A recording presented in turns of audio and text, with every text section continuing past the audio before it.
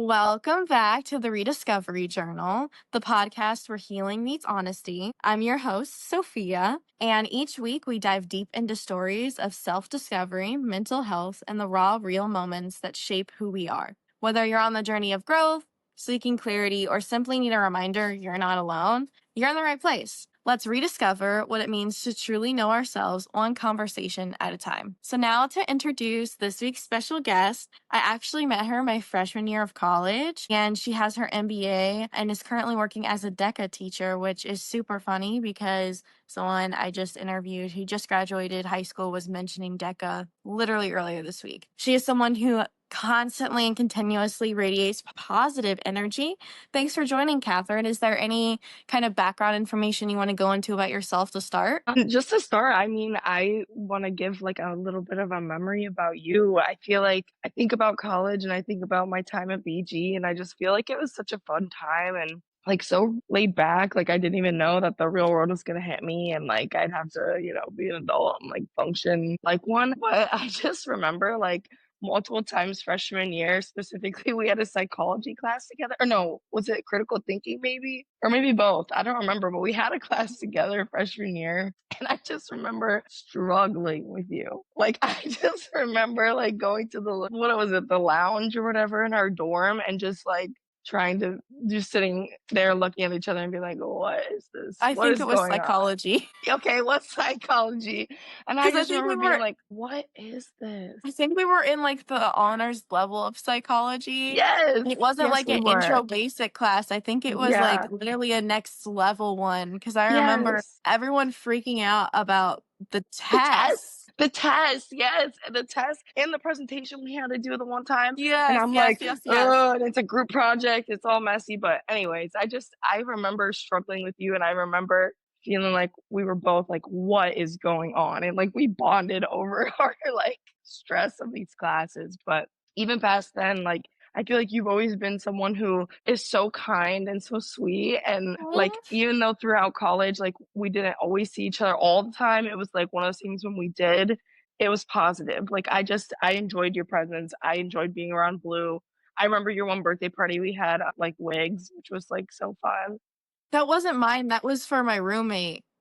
Really? I don't know why my memory Yeah. is telling me that was your birthday, but you were there, I mean, we right? can Like pretend. We can you pretend. I'm pretend good like at it was that. your birthday, but I have fond memories of you from college, so I just wanted you to know that. Oh, I really appreciate that because I don't know. When I look back, it's so interesting because I feel like I didn't spend as much time on relationships and friendships as much as I would have wanted to because I was so focused on like my School. degree and Yeah. classes. And I will remember always being like kind of jealous of the people who were like, oh, my classes will come. I'm not gonna, I'm gonna invest in this because now I feel Yeah. like I missed out on people that I truly enjoyed, or like having a closer bond with some people because I was so like hyper focused on that one thing.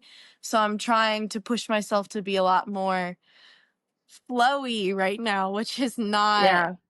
necessarily me, but I remember like one of my favorite times is when you and Bailey were living together. Mhm. And I came over to your apartment, and I don't know how to dance.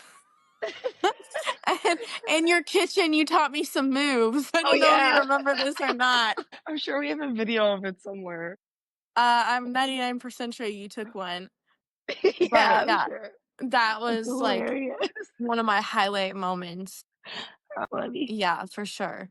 And I also just think it's so cool. I really admire the teaching field. I feel like it's one that's so Thanks. stressful to get into, and a lot of people don't necessarily, what's the word I'm looking for? They don't, Want to do that that not to only do they not themselves. want to do it, but I think that also it's just people don't think about all that goes into teaching. Mhm. Especially in Yeah. our current time period, I feel like it's a lot harder to teach because there's more regulations in terms of, you don't even have to do anything wrong, but if it's perceived as maybe a possibility of something, Yeah. then it can kind of put you in hot water when you are maybe just trying to console a student or something. Right.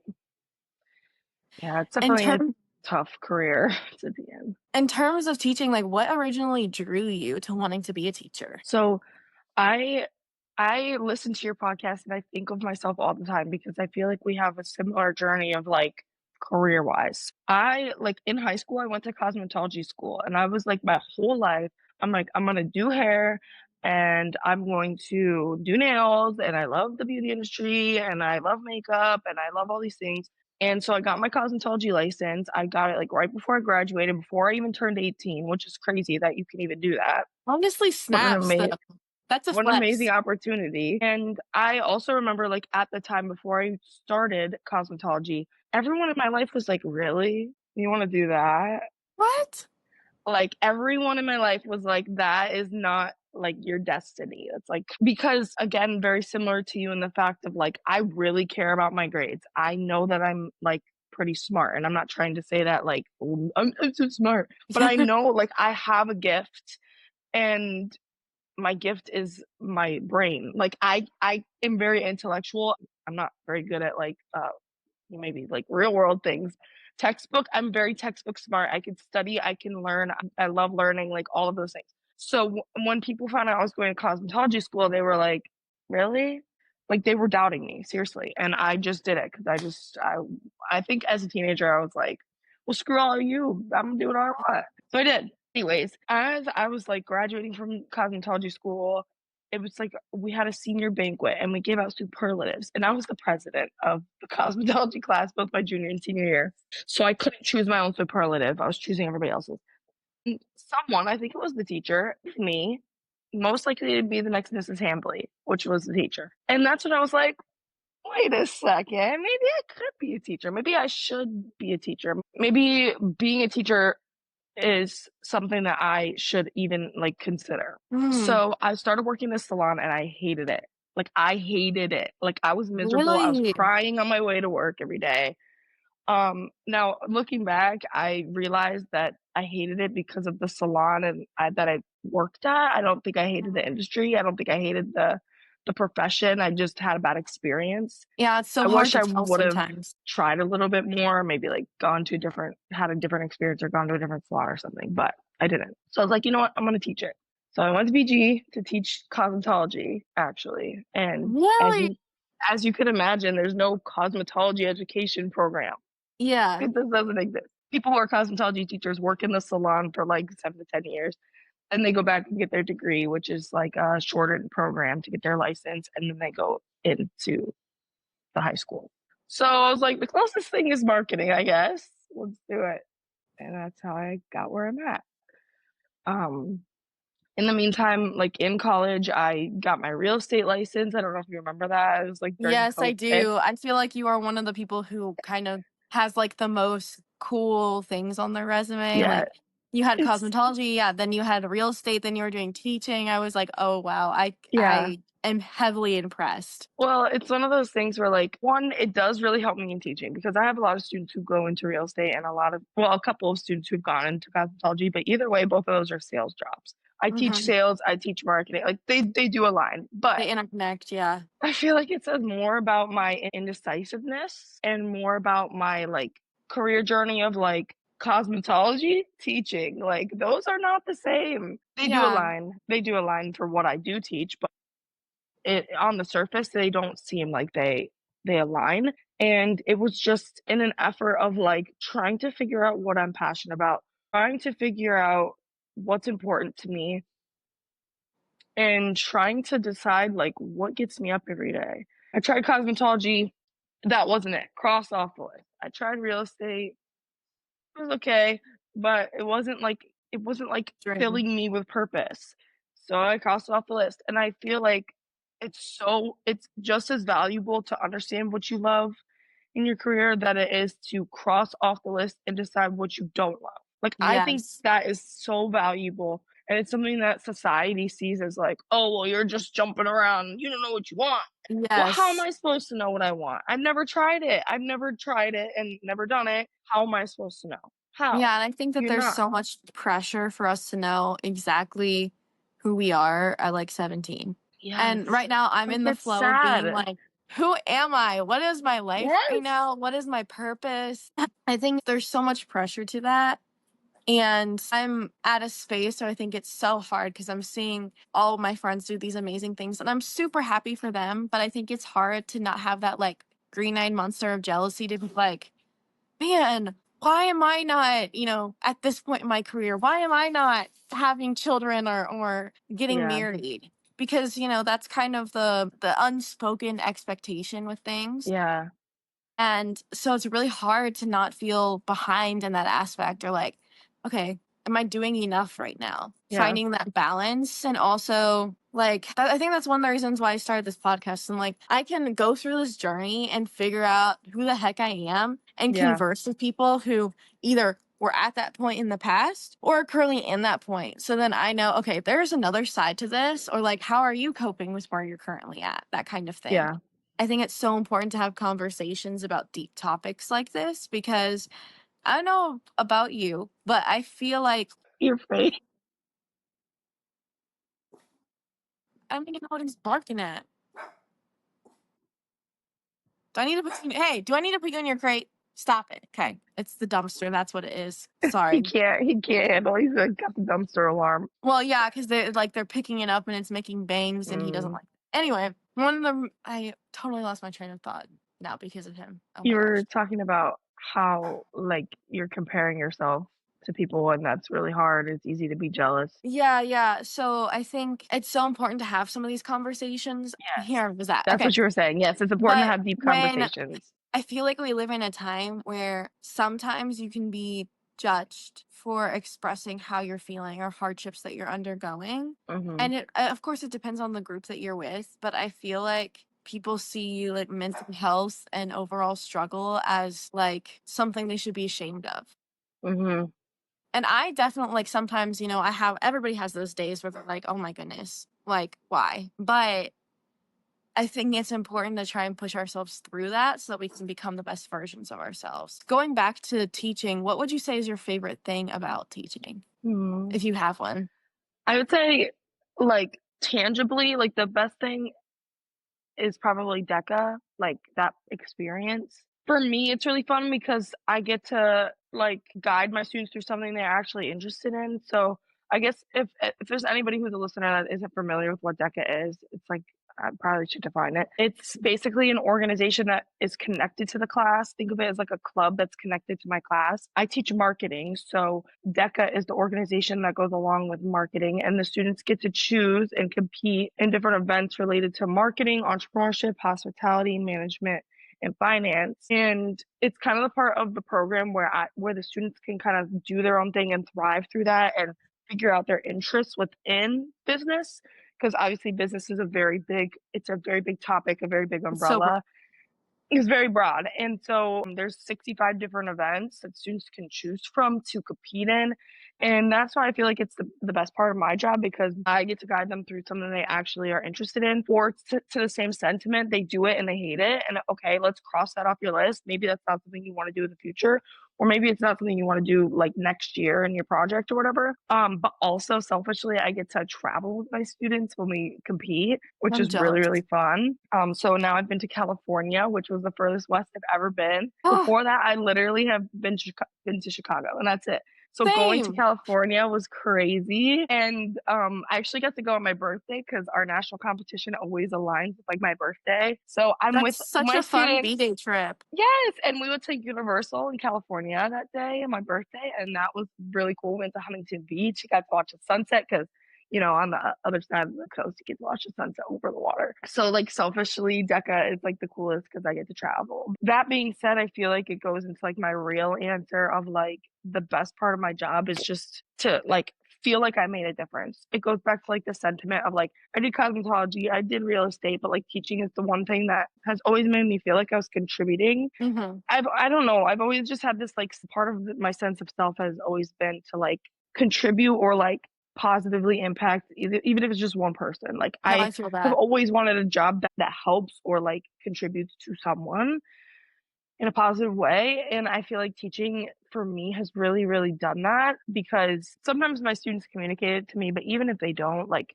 I'd like to think that what I teach them or their experiences they get in my classroom or even just the environment that I provide for them in my classroom is like positive enough to leave an impact on them. Whether it's just like, oh, I had a better day because of something that happened in Miss Again's class, or like more overarching of like, she made a difference in my life. Like, she helped me decide what I want to do with my career. She made me feel like I was cared for. Like, those Mhm. things I wouldn't necessarily have an opportunity to do if I wasn't in the position that I'm in. So Yeah. that's my favorite part, truly. Like, it's Speaking about very making fulfilling. a difference, you can correct me if I'm wrong, but I'm really positive. Weren't you a part of the organization in college? I think the name was Rally Caps. Yeah. I'm not getting the name wrong. Okay. Yeah. So, like, I remember, bless you, I remember you being heavily involved in that. What was your experience with that organization? And did it kind of propel you to love teaching more? Yeah, so I guess I should define Rally Cap because that's probably something not everybody knows either. But so Rally Cap is an organization that partners with colleges and universities to basically play sports with students or kids who have special needs. And it could be a variety of needs. I mean, it's just welcome to anybody. And they have several different chapters across different universities. But I believe, I want to say the BG maybe was their first one, or there's some sort of correlation with BG. Anyways, I was in Rally Cap, so I every Sunday would volunteer my time to play sports with my buddy. His name was Joe, and so we kind of had a buddy we would see every week. And I love Joe to death. Like, seriously, still I see Joe every couple months. Yeah, Really? I love we go that. bowling sometimes. The one time we went to the fair together. He's awesome, and he still plays sports. He plays baseball. I went to his grad party, and I still would consider myself a family friend of his. So we hang out sometimes, me and Joe, even though I'm not part of Rally Cap anymore. And his family is amazing. Like, seriously, some of the best people I've ever met. So he's great, they're great. And so I feel like that kind of like made me question, like, should I be in special education? Mm. But I mean, I do feel like it gave me that same sense of like purpose. Like, I'm helping someone. I'm making someone feel welcome, giving someone an experience they may not normally have, because a lot of times kids with special needs don't get an opportunity to play sports the way that, students who are able to play sports are. That was really, really cool. I felt like I was providing something to this family, to Joe, to myself, and giving that time. So I loved it. I enjoyed it. Also feel like every time I saw you there, you were like a spark of energy. Like you just seemed so like full Yeah. of like love to give and participation. And I also feel like people sometimes take community service for granted. It can be looked at as a negative thing Hmm. sometimes where people are like, oh my gosh, but I have to spend time doing this thing instead of looking at it as, okay, you're helping somebody though. And like you're Yeah. contributing to a greater purpose beyond yourself. That's one of the reasons why I wanted to bring it up was just because you had mentioned like having that higher calling, I guess, to wanting to Yeah. help people. I always remember being like, wow, it's so cool how well she can connect with everyone here because I don't think that I was as good at contributing when I attended as, someone like you. Yeah. Um, Definitely took some time to like get comfortable though. Like, I think you need to give yourself some grace because like I did it from like I think maybe the first month of freshman year all the way through senior year. Like, that was something I did every week for 4 years. wow. So I could see why maybe from the outside it would seem like I'm so good at, connecting. But like when I first started going, like, it was sometimes awkward. It was sometimes like, what am I supposed to do here? Like, is sometimes uncomfortable, but like once you get to know the families and like continue to serve, it was really, really good. And it gave me like I also towards the end like started going into more of like a leadership position too. I was going to say, okay, I thought you were on the exec Yeah. team, but I didn't want I to be wrong. was. Yeah. And so that was really, really cool for me because I got to be more of a leader, which like is another thing I'm passionate about. Like, the people, the group of executive team was like, they were great people and it was really great to work with them. So I just felt like the whole experience was positive, and I'm glad that you were able to come along with me a couple times, even though if it wasn't your thing, that's fine. But No, I I mean, mean, I it loved was doing great. it. I think I was just overcommitted Yeah. to a I lot think of that's things. probably true. Yeah. I was involved in so much in college Yeah. that it makes my head spin when I think about it. I I'm feel like, that, yeah, no I did wonder too I didn't much. have time to do a lot of things with friends. I was always doing Yeah, organization stuff or studying. Like, there wasn't yeah. necessarily time to, but now, That's not I'm a trying to bad be, thing, though, like, well, I I don't feel like know. you're really like, you sounds to be mad at yourself for those things, but I feel like you should give yourself some grace because, like, during college, during your younger years, like, even now, in any time, you always are have to do what you think is best for who you are at the time. Mm, And at the time, when you were in college, when we were in college, obviously what we think is best and what we want to spend our time on is not going to be the same as what we would think is best as 26-year-olds. And I mhm, think about that sometimes too. Like in college, like I cared so much about my grades. I have this vivid memory of the time that I got an 89% on a test I studied so long for that I like crawled in my bed for a week and did not talk to anyone and had a full mental breakdown because I got an 89 on a freaking test. That's not normal. That's not mhm. normal at all. And I like get mad at myself sometimes and I'm like, what was that? Like, why? You got an A in the class anyways. Like, what was that? Why were you so mad at yourself? And I just have to remember to give myself grace because at the time, that's all I knew. All I knew was I need to get an A, and this is all that matters, and school is all that matters. And you probably felt the same way. Like school is all that matters, and these organizations that I'm pouring my heart and soul and time into is what matters to me right now. So you're doing what you can with what you have at the time, and taking what you know at the time and acting accordingly. And I feel like you shouldn't be mad at yourself for that. Like Yeah, you I mean, need to that's a give valid yourself point. grace for that. I think You it's did just what you hard thought was right at the time. because, like, for example, you were one of the people that I absolutely loved in school, but I feel like I should have put in more effort, and that I think that's the thing that like irritates me, or like even um like, there's just people I miss having closer relationships with, and I Yeah. feel like the reason that we're not on that level of closeness is mainly my fault because I didn't make as much time for them as I would have at this point in my life. I think Mhm. that's the thing I'm most frustrated about is because, like, when I commit to a friendship, like, that person's always a part of my soul, but Mhm. I wasn't the best at showing that, I don't think, when I was in college with some Yeah. people that I do care about. To be fair, maybe those same people didn't show you that either. I mean, I feel like it's hard for anybody to like it's hard to say I love you. Like it's hard to show compassion for other people. It's for some people it's like really hard to just randomly call someone up and be like, "Hey, I miss you. I love you." Like that's hard to do. And I feel like I as an adult, like this is something that I really have tried to like remind myself of is like I value so much the friendships that I have that I don't have to talk to you every day and text you and go back and forth all the time. But when I do see you You and we talk, it's like time never even happened between the last time we talked. Like those friendships are so much more valuable to me now as an adult than when I was younger. I'm like, oh, that person doesn't like me anymore. mm, No, no. Life gets busy. You know this. Like we're in mid 20s. Like life is busy. Life is crazy. We're trying to figure ourselves out. We're trying to do this and manage that and try and do this and da da da da. Like we need to have friendships that we can rely on that we know that we don't have to communicate on a daily basis to be considered friends. still have that. I feel like that's so important. And so I just keep thinking, like, I just hope you give yourself grace because, like, I'm sure you have friendships.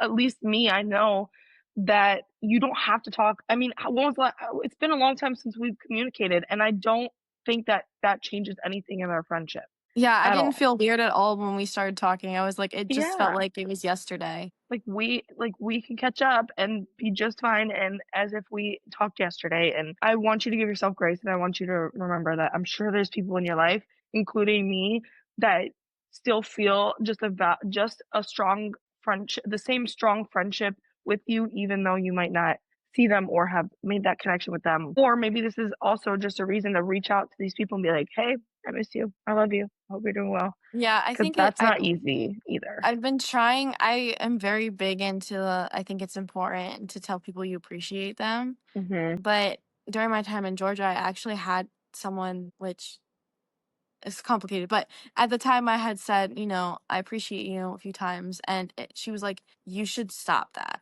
Like, you're making people uncomfortable. No one wants to hear that. And so I think it That has sounds kind like of made me projection to me. I think it has made me like a little bit more insecure about it because I know for me, I would love if someone said that to me or texted me like, "Hey, I'm thinking about you. I hope you're doing well," or Yeah, "Hey, I appreciate you as a person." And so I've been trying to like, I don't know, do that a lot. Like I'll text my parents sometimes randomly and just be like, "I appreciate you." And I'll do that with a whole bunch of friends too, but sometimes I get questions like, "Are you okay? Like why did you text me this?" And I'm like, "Just cuz that's how I because it's feel." so not normal to like appreciate your friends that every time you do, they're like, something's gotta be wrong. You Yeah, must people are like, need "Are you something from dying?" me, or you must be like suicidal or something.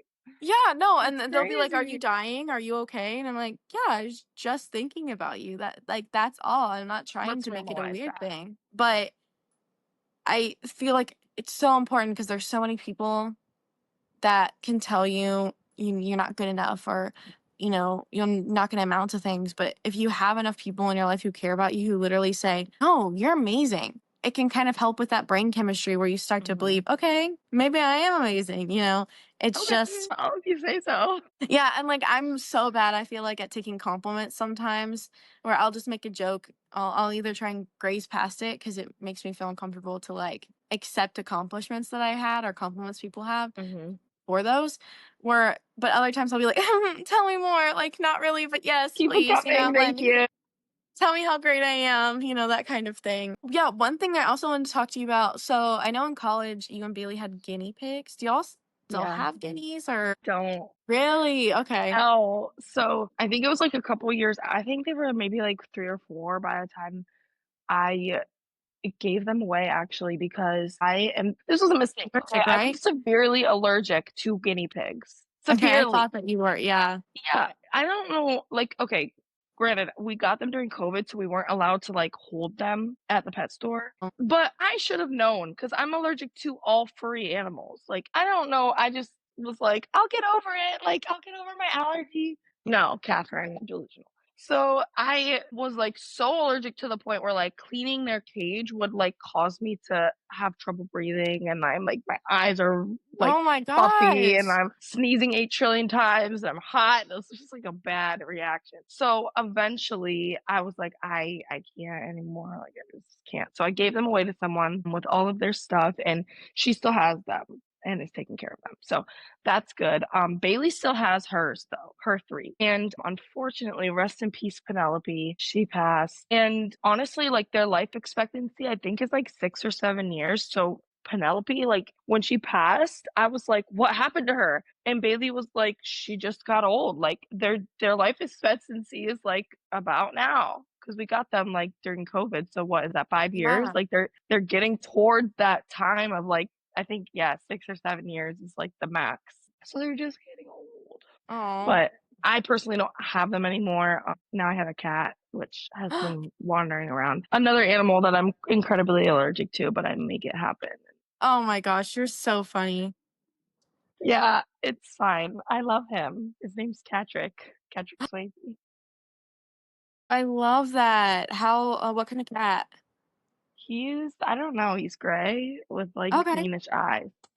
I'll see if he comes over here, I'll grab him, but I I don't love see him right now. But I love that. That's anyways, so yeah. fun. When did you So get your cat? well, actually, the cat is Logan's cat, and Okay. he had this cat since 2019, and I mean, he had the cat before we met, and then when we moved in together, obviously the cat was coming with us. Yeah. Luckily, the new apartment that we live in is not carpeted. It's got like vinyl floor, so it helps with my allergies. But yeah, hopefully he comes around. That's such a fun milestone to Yeah. be living with a significant other.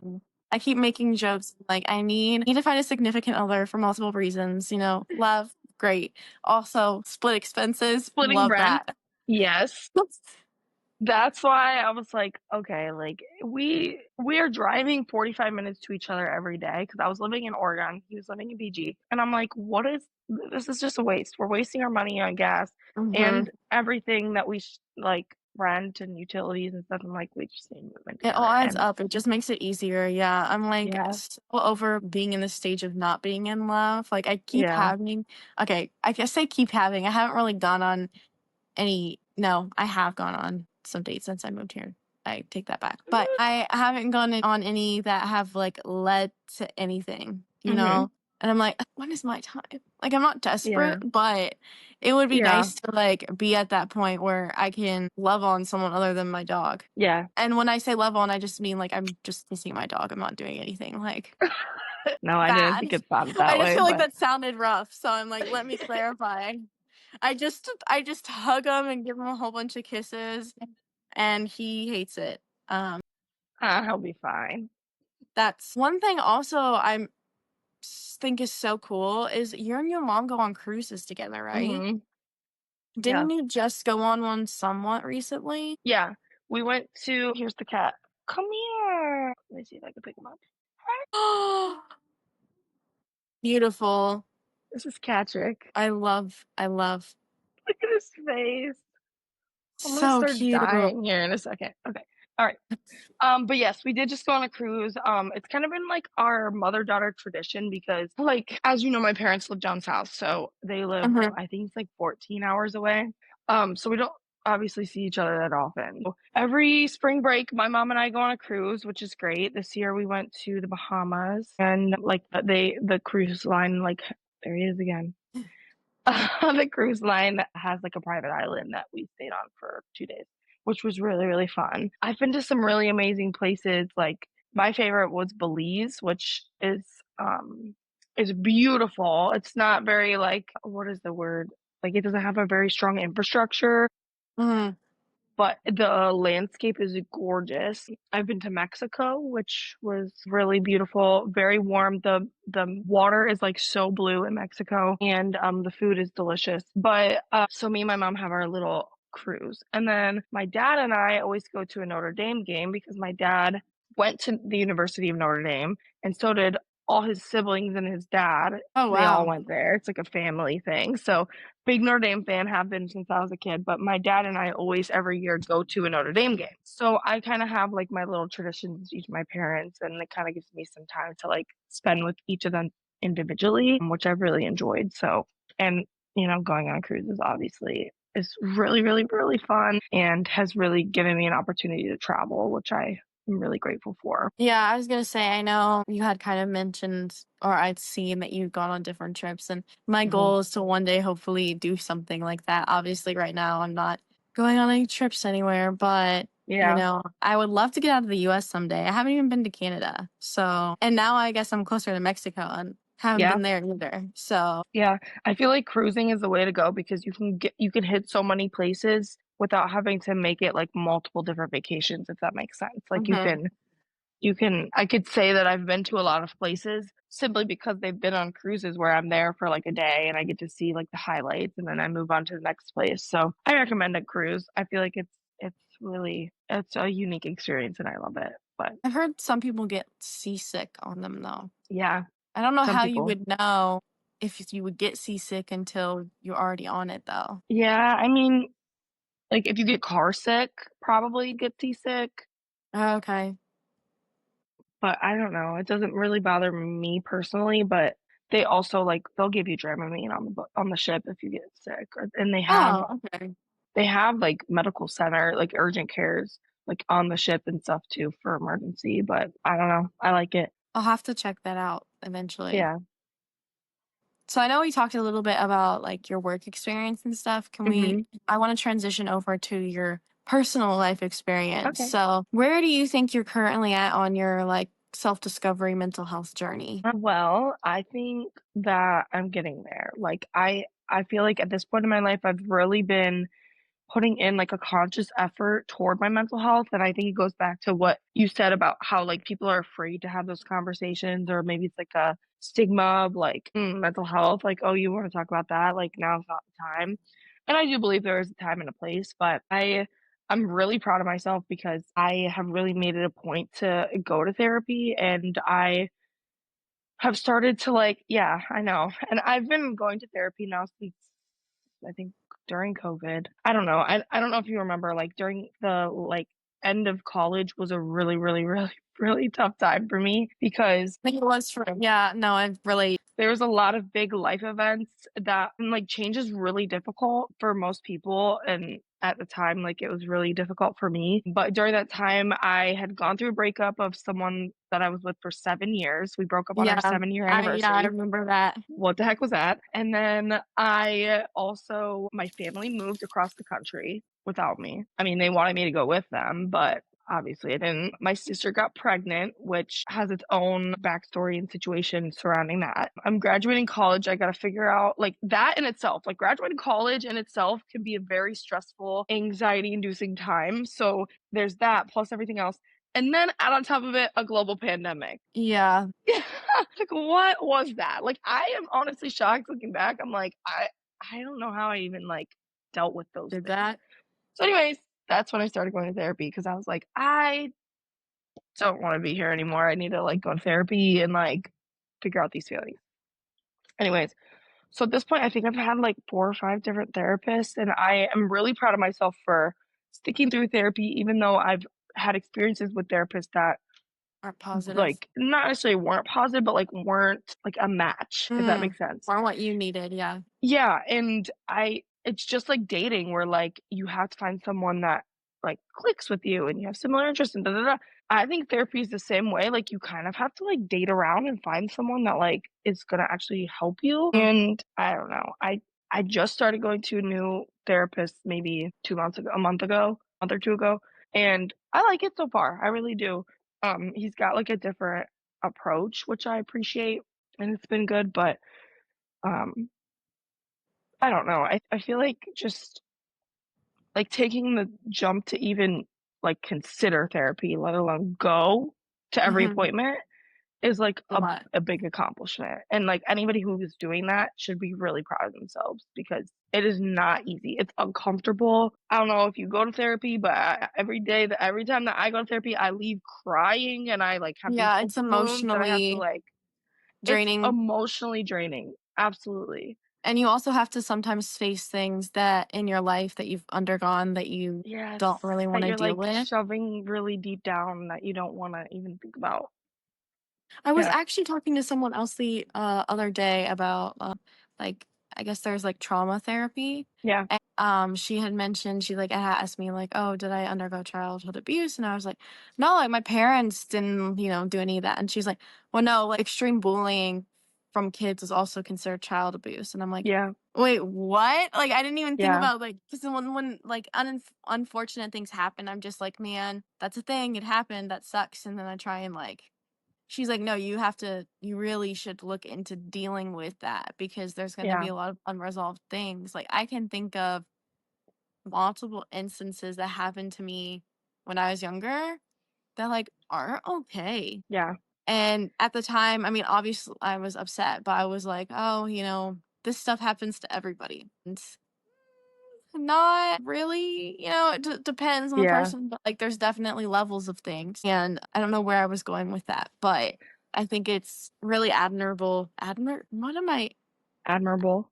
yes, to take those steps. Like, I have definitely, like, been in right now, I'm not seeing someone, but I had been, and I think that it really opened my eye to some things of, like, how I think Mhm, about different things, yeah, and where, I end up next to my journey, I plan on going back into that kind of stuff, but yeah, right now we're focused on a lot of things, and honestly, my highlight, or I guess my therapy point, is this podcast right yeah, now because getting deep about emotions and feelings and having really cool conversations with people, I think really has helped me to just and exist a yeah. little. I say what we've known each other for Since what, 2017? yeah 2017, so that's 8 8 years. years? My goodness, that's a long time. Yeah. How do you think that you've evolved or changed over those 8 years? So, 2017 me was very I'd like to describe her as a doormat. Mm, In, like, a literal sense of, like, people stepping on you, people having no, like, care for like, you're meant to be, like, wiped off on and, like, stepped on, and, like, your whole purpose is for other people to, like, do what they need to do to you. And, like, in a literal sense, like, 2017 me, like, I did not even care about myself. Like, a mm, doormat doesn't care about themselves. They let people treat them as a doormat because they don't care about themselves or because of some necessarily like maybe insecurity or something. And I mean, like I really believe that like I would feel confident in saying that any 18-year-old is probably insecure. Like with something, whether it's like their entire being and self and body and everything, or like maybe it's just they're insecure about their legs. I don't know. But I was very insecure and I allowed people to treat me like a doormat and I allowed people to like, I don't know, say or do things to me or toward me that are just, not cool in some sense, some deeper than others, and I just let them happen because I wanted to Mhm. avoid confrontation, because I didn't really care about myself enough, because it's easier to let people like step over me and mistreat me than it is to like confront them about those things. Like that is a very hard thing to learn how to do, is to like confront someone, especially when Mhm. they've done you wrong, and especially when you know their reaction is going to be, well, Get it? I remember the time that you did this. And it's like, okay, like that's not going to get us anywhere.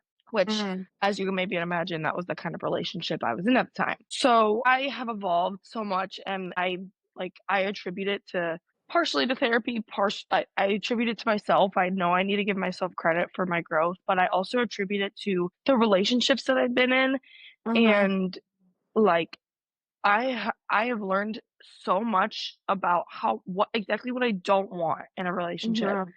and exactly the way that I don't want to be treated and the way that I don't want to feel in a relationship. And I feel like it goes back to that same sentiment of the careers. Like, I tried this, I'm crossing it off my list. Like, I'm not saying that I was in a million relationships just to cross off everything on my list, but You learn every from it. relationship that I've been in, I use as a learning experience, because otherwise it's a waste. What's the point? Why are you going through this emotional turmoil and toxicity and anxiety and all of these depressive episodes of like someone else making you feel this way if you're not even going to use that for your future to be like, no, I'm not doing that anymore. Mhm. And actually I had like a really eye-opening experience more recently. So being with Logan, I'll just say, is like the healthiest relationship I've ever been in. Like it is just refreshing. Like we communicate well with each other. But the biggest thing that I have experienced in this relationship now compared to where I was at in 2017 is that like he helps me stand up for myself. Mm. And sometimes that's what you need. Like I'd like to think that I would just do that myself, but I won't. I'm a Yeah. doormat. Like I always have that doormat piece of me. Even though I'm trying to be better with that, I that's kind of like how I've always been. But I had an experience with a friend who I was friends with for actually before I met Logan. I was friends with her up through maybe, I don't know, 6 months ago or something. I don't know. It's been several months since we haven't been friends anymore. And there were countless times where she would just say terrible things to me, like just No. terrible, just being mean, like a bully, and then thinking it was funny. And like I think that that was the premise of it, was like, I'm gonna say these terrible things. Haha, I was just joking. Like it Yeah, I wasn't a hate joke. when It people wasn't do funny. that. Yeah, I think that maybe she thought that I was like maybe seeing it as a joke. I don't know. I don't know what her intentions and thoughts were. All I know is that I felt like that I had been done wrong and that I was hurting based on the words that she had used towards me. Mhm. And I just let this friendship go on and on and on and on and on, and trying to like step on egg or walk on eggshells around her and keep the friendship because, well, she did this one nice thing for me, so I'm like justifying her behavior and all these things. And there Mhm. was one point where Logan looks at me and he's like, "Tell me all the things that she has said to you." And I list them all off. And he goes, "Why are you friends with her?" And I was like, I could just couldn't give him an answer. Like I didn't really Yeah. have any like redeeming qualities of this friendship. And I was like, I said, "Well, but it's not that bad. It's not that bad," is what I said. And he was Mhm. like, "Do you hear yourself? Like, do you hear yourself?" He said, "She is verbally abusing you and making you cry and giving you so much anxiety that when you see her, you just don't even want to go. But it's not that bad, Kathryn." No, I relate to And I that was so like, much, actually. You're right. Like, you're right." So then I ended our friendship. I wanted to go out to lunch with her. She wanted to have just a phone call. I was like, whatever. We had a 2-minute phone call and we never spoke again. That was Mm. it. And that, like, I appreciate Logan and I appreciate our relationship so much because I know he will tell me the words that I need to hear, that I know are difficult to hear, that like help me grow as a person. Mm. And he holds me accountable for what he knows is good for me. A lot of times those are things that I see because in as my doormat self, I'm like, "Oh, like, it's just how it's always been, like, oh, it's not that big of a deal. People have said worse to me, people have done worse to me, like, it's fine." Mhm. But it's not fine. It's not. For people to mistreat you, like, there's no reason to as a 26-year-old, to have anybody in your life that doesn't serve you positively. And I'm not Mhm. saying, like, every friendship and every relationship is gonna be perfect all the time, I'm not saying that. But, like, if the overall experience is not positive, why? Why are Mhm. you doing it? Why? There's no point at all. Yeah. There's just not. I think sometimes it's just with different friendships that you had at one point, you can easily hold on to the good times. And also you're like, Mhm. but we've been friends for 10 years. Like, how can I let Yeah. that? I think it makes it a lot harder versus, someone that you know for a month, right? It's a lot, you're not Yeah. as connected to them or have those same feelings. But I also feel like it takes a lot of strength to finally be like, enough is enough. Like, I'm done. Yeah. I'm done. Yeah. I'm still working on I that. Sorry, go ahead. Yeah. I was gonna say, I know I heard a quote from a really good friend of mine in college about my relationship, and it's, "Time is not an excuse for complacency." I don't know if you've heard that before. No, I haven't. Time is not an excuse for complacency. And I feel like what you just said, like being in a friendship for several years, or we've been friends for what did we say, 7 years? No, 8 years. Yeah. And like it can be really difficult to like let go of a relationship that you've been in for a really long time. Trust me, I know all about it because I've been in one for a very long time. It's very hard to go and experience that change. And sometimes friendship breakups are so much harder and worse than like Yes. relationship breakups. Like, seriously, it's so hard. It is so hard. But I feel like time is not an excuse for complacency. People in your life are going to show you who they are. And if it's over time, then I feel like that even gives you a clearer picture of who they are. Yeah, when people show you who they are, you should believe them. Yeah. And like, yes, it's much harder to like end a friendship that you might have had for an extended period of time. But just because you've been friends with them for so long doesn't mean that you should be complacent in the way that they treat you if it's not positive. Yeah, I And think that's way easier said than done. I think walking away is one of the hardest things though. Like when you Mhm. feel like you've invested in that and you like still care about the person. Question for you, when you have a friendship breakup, are you the type of person who like you're like, okay, I dug the hole, I buried that, I'm done with this friendship and I don't think about it ever? Or are you the type of person who like even if you're not friends anymore, you still like will see things and be like, "Oh, that reminds me of so and so." Yeah, we're not friends anymore. Like, where are you at with that? I think that if it gets to the point where I have to like this example that I just gave you, if it gets to the point where I have to like cut this person off, like this is no longer positive for me, like this is really hurting me more than it's helping me, then I think most of my thoughts are more surrounding like two things. One is like I can't believe this person said or did those things to me. Like I'm feeling like baffled that that actually is what happened. But also, I feel like a lot of it comes to like I make a conscious effort to tell myself, like, Kathryn, think about all the things that you learned in that situation. Like, think Mhm. about all of the like experience learning experiences you could take and pull from that situation. Like, I know now with my friendships moving forward that like if anybody says anything to me that's like just really hurtful, that I need to call them out right away, because that was one thing where it was like I'm ending my friendship on this phone call and she's like, "Well, I didn't even realize those things hurt you." Mm, And that's where it's like, okay, maybe you should understand that the words you say are like hurtful and that's shitty, but like at the same time, like I can also take ownership in the fact that I never brought those concerns to you. So maybe this feels like it's coming out of nowhere. Like I mhm. can recognize that. So I really think that now that the friendship is over, and any friendship or relationship that I've experienced that no longer is a part of my life, I have done everything I can to actually use that as a learning experience and to never allow myself to be in the exact same position again. Mhm. That's No, all you can do. That's it. I guess your only choice, really. yeah, I think it's just hard because I know so my dad's the type of person of, like, when he's done, he's done, he doesn't ever think about them again, it's over. Mhm. I am not good at that because like, I always care about people, so And even they if were we're a not part of friends your anymore. life. Yeah, even if we're not friends anymore, even if, like, the friendship ended on, like, not so fun terms, right? Like, I'll catch myself thinking about specific people and be like, "I hope that their life is really good right now." Yeah. Like, I miss them, but then at the same time, I'm like, "But there's a reason that we're," but, like, Yeah. I'm still conflicted about it. It's not as easy for me to just, like, walk away and forget it and act like it never Yeah. happened. In terms of, like, I think you mentioned earlier kind of filling your bucket.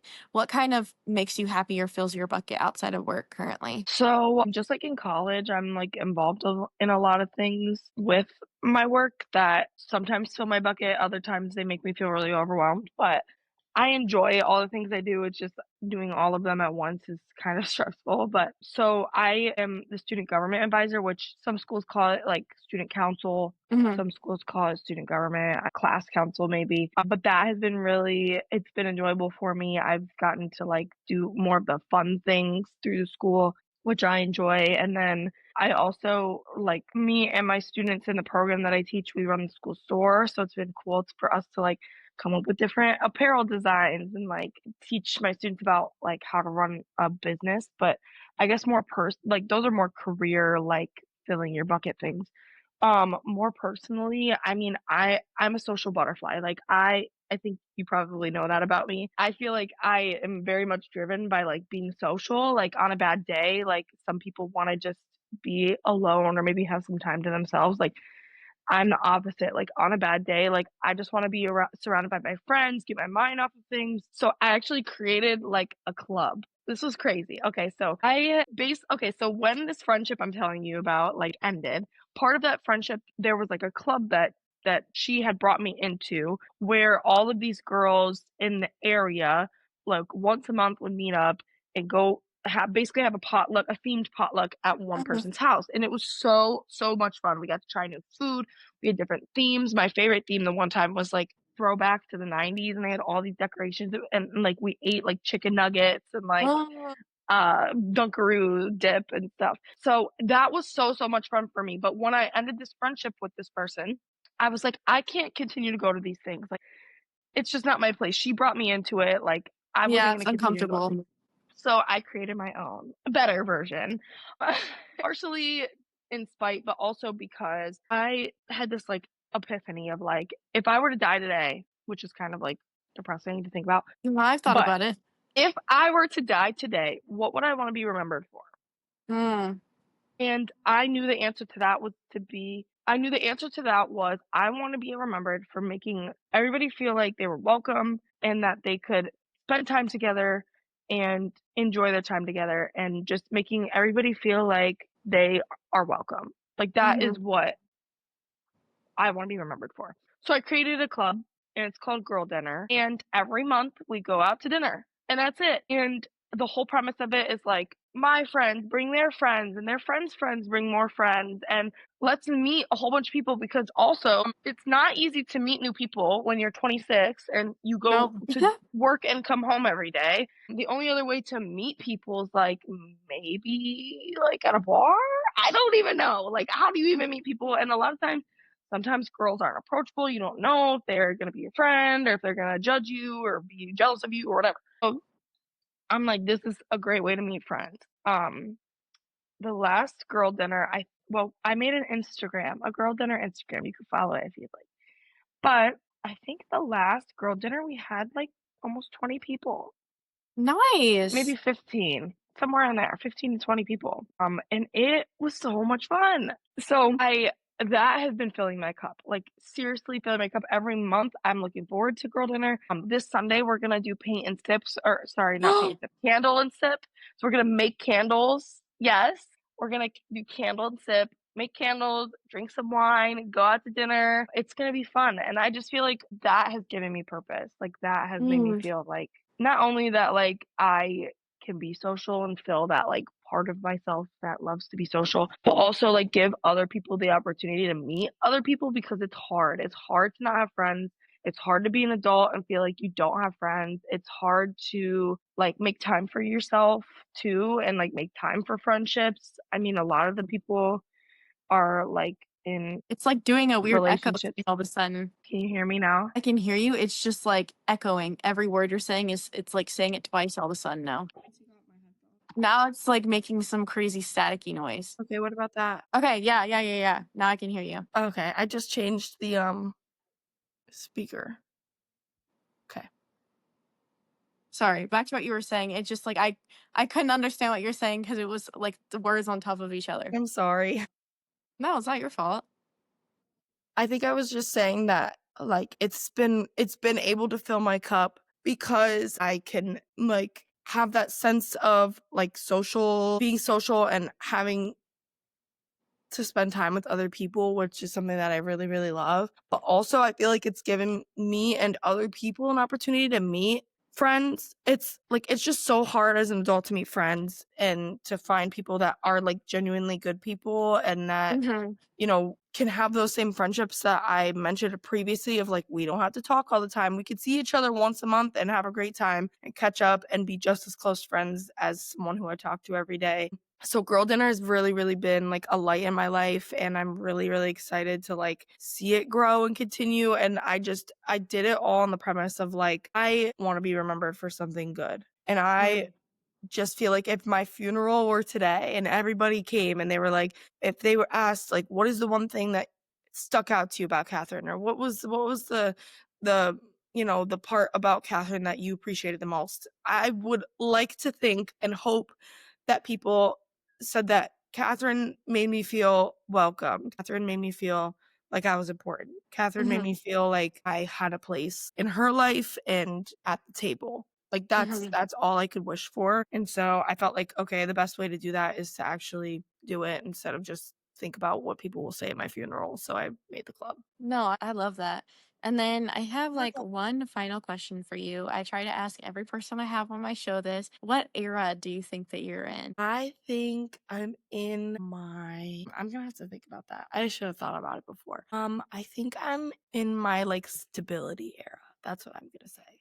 Like I have done a lot of work to grow and work on myself as a person. And although I'm still doing those things, I feel like I have put myself in a position where I can be stable. Like I have a job Mhm. that is stable. I have a relationship that is stable. I have an apartment that is stable. I have friends that are stable. And I want to continue to like that's not gonna stay that way unless I, like, put in work to continue to allow those things to stay stable, and I know that I've, like, craved stability for a really long time in my life. Like, I've craved just, like, something that is constant, like a home that I can go home to or a career that I can rely on, and, Mhm. it's not easy to get to that point, but I feel like once you do, like, you have to cultivate that, like, you have to hold it special. It's like you have to hold it in a special place in your life or it's gonna go away. Like, I appreciate the place that I'm at in my life, and I feel like I feel positively towards life because of all of the things I've experienced and all of the genuine hard work that I've put into, like, going to therapy and, like, improving as a person and growing and changing from who I was when I in 2017. Like, I'm proud of myself for all the growth that I've had, and I know I still have growth, but I do feel like I'm finally starting to get to a point in my life where I'm stable and I Mhm. have things that I can rely on and have things that are constant, and I am really, really grateful for that. Yeah. Do you have any closing thoughts? I appreciate you. Like, this is a really cool thing. And I feel like doing this and starting a podcast, and especially one where you're vulnerable, like, it's not like a comedy podcast where we can, like, ha ha hee hee, which we can laugh, but like a podcast that is about vulnerability and having uncomfortable conversations and like being honest with yourself and other people is like so hard to do, let alone on recording and like sharing to the world. It is incredibly commendable what you're doing, and I think it's really creative and I think it's really cool, and I love, and I've heard in some of your episodes that like you're using it, and it's called Rediscovery Journal. You're using it as like a tool so that you can look back and be like, "Oh my gosh, look at all these things I used to think or feel or say, and look at where I'm at now, and look at all these people along the way that maybe helped me or, got little tidbits from it." And I kind of wish that I had done this. Like, I kind of wish that I had some sort of like time capsule of like, okay, like if I'd started a podcast like this in 2017, like we've been talking about, like how different would I hear myself? Like, I'd probably listen to Yeah. myself and be like, who is that? Kathryn, shut up. Like, who are Yeah. you? So I feel like that's going to be so cool for you. Like, years down the road, even months down the road, of like, how did I used to think that way? And how did I used to talk that way? And like, how different it is now that I've grown. And I feel like that is so, so commendable and honestly such a cool thing to say that you are doing. Like, I think it's really cool. And I really appreciate that. and Well, and I it's so funny. love I it. was talking to someone yesterday and they were saying, like, even in the past 2 months, I feel like you've grown leaps and bounds. And it's so funny because I think when you have that outside perspective, you notice changes in people a lot quicker than they notice it in Yeah. yourself. Cause I'm like, I don't feel like I've changed at all. But I have had actually like 2 people this week where someone else had said, like, from when I met you a few months ago to now, like, so different, so much more improved, such a better mindset. And I'm like, really? Cause I feel like my mind can be in the gutter a bit. Imagine what So that change is gonna be, like, a year from now. girl, I'm not even on tomorrow yet, let alone a year But, from like, now. you're gonna listen to your first episode, like, maybe your 1-year episode is, like, a reflection on 1 year versus a year ago. You're gonna listen to That's a your good first idea. episode and you're gonna be like, "What? Like, what? That's crazy." I think that is so cool, and I think it's so fun, and I just like, I'm proud of you. Aw. Well, either way, I'd love to have you back sometime if you Course. want to. And Yeah. also, I oh my gosh, I just lost my train of thought again. I hate this. Oh yeah, either way though, like I still want to try and like keep up good communication with you Yeah. because you are somebody that I genuinely truly care about. Thank you for joining me on this journey of rediscovery. If today's conversation resonated with you, I'd love for you to subscribe, leave a review, or share this episode with someone who might need it. Remember, healing isn't linear and growth takes courage. But you're never alone. There we go. In it. Don't come over here. Look. Let's keep Let's keep the conversation going. Follow the Rediscovery Journal on Instagram at the Rediscovery Journal and connect with our community. Until next time, keep exploring, keep growing, and most of all, keep showing up for yourself. Also, if any of my episodes like resonate, I would love to see comments, or if you could email me, that'd be great too, because I have a email for the show. Awesome. Thanks. Bye. Nice.